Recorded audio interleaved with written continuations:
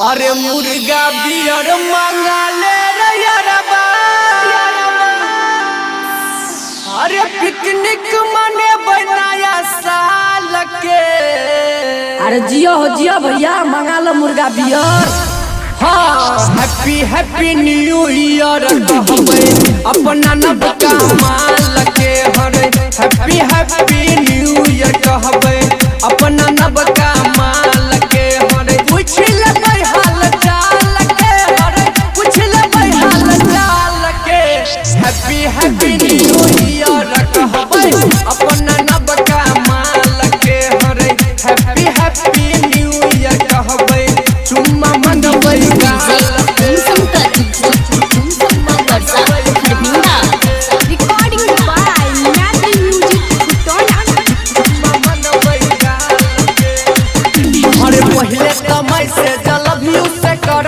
Love you से करबै love you से करबै। बाथरूम में जानू के कॉलो हम करबै रे कॉलो हम करबै। पहले समय से लव यू से करबै बाथरूम में जानू के कॉलो हम करबै। पूछ लेबै हाल चाल के। हरे पूछ लेबै हाल चाल के।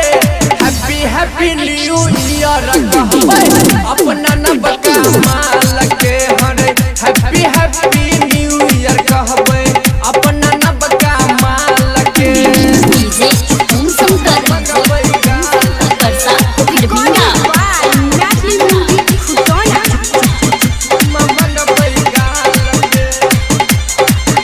अरे डीजे बजाबे तनी वॉल्यूम घुराबे रे वॉल्यूम घुराबे।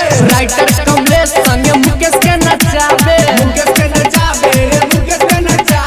डीजे बजाबे तनी वॉल्यूम घुराबे।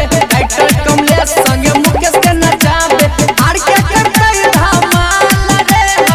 आर के करतै धमाल रे। हैप्पी हैप्पी न्यू ईयर कहबै अपना नबका माल